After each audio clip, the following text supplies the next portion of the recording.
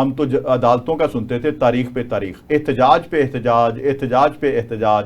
حکومت تو مزے میں ہے، وہ تو کہتی ہے کہ عوام کے سامنے یہ ایک ایشو بنا رہے اور ہم مزے سے اپنے معاملات کرتے رہیں. مجھے تو نہیں لگتا کہ ایشو کے اوپر اگر یہی احتجاج 14 اگست والا یا 5 اگست والا انہی ایشوز کے اوپر ہوتا جو ہم ڈسکس کر رہے ہیں، تو کیا عوام میں مقبولیت نہ ہوتی تحریک انصاف کی، جس طرح جماعت اسلامی احتجاج کر رہی ہے؟ ہر جماعت اسلامی جیسی نہیں ہوتی سر. یہ پاکستان کی ہسٹری ہے. وہ جماعت اسلامی بھی کرتی ہے احتجاج، لیکن ان کا کوئی طریقہ کار تھوڑا مختلف ہوتا ہے. ٹھیک. تو احتجاج کرنا چاہیے. احتجاج کرنا قوم کا ایک حق ہے، ہر شہری کا حق ہے، لیکن ایسا احتجاج ہونا چاہیے جس سے کسی کو کوئی نقصان نہ ہو. ملک کی عزت کا خیال ہونا چاہیے، عوام کا تحفظ ہونا چاہیے. عوام کے ایشو پہ احتجاج ہو تو اچھا لگتا ہے. اب اس طرح روز شعر آیا تو اس کے کوئی معنی نہیں ہوتے. اپنے مطلب کے لیے، اپنے مفاد کے لیے چند ایک ٹولہ جو اپنے مفاد پرستوں کا ہے، وہ سارے مل کے یہ سارا ڈونگ جاتے ہیں.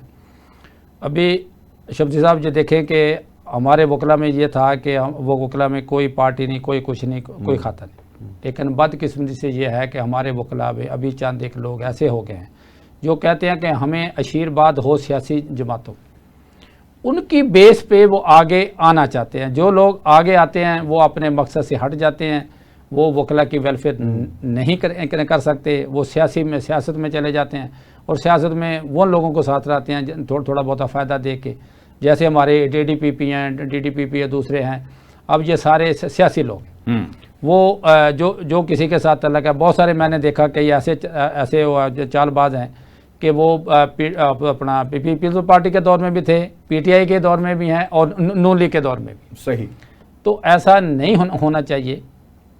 مفاد پرستوں کو ملک کے مفاد کے ساتھ نہیں کھیلنا چاہیے، اپنی تنظیم کے مفاد کے ساتھ نہیں کھیلنا چاہیے. اس غریب عوام کے بارے میں سوچنا چاہیے.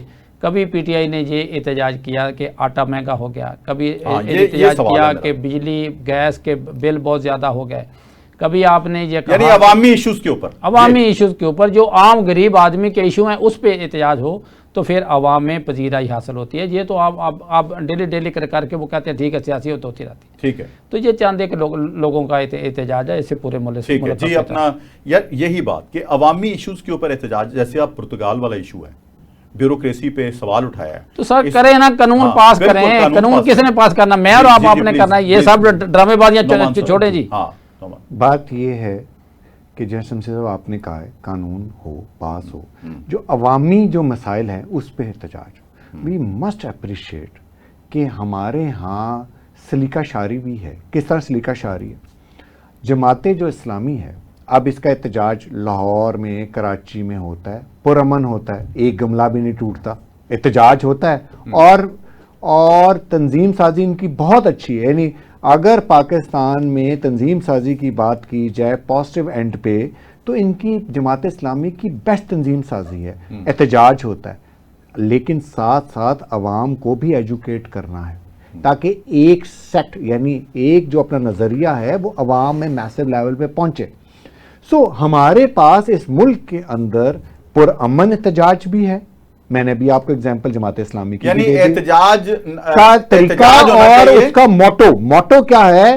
میں نے اگزامپل آپ کو اس لیے دی ہے کہ اگر کوئی جماعت اپنے لیے فائدے کے لیے کہہ رہی ہے، نہیں، اگر ایک دوسری جماعت اسلامی کے، میں نے اس لیے آپ کو اگزامپل دی ہے، اگر وہ احتجاج کر رہی ہے تو وہ ملکی ایشوز پہ، جو عوامی ایشوز ہیں اس پہ کر رہی ہے. تیسری چیز ہے اپریسیشن کا.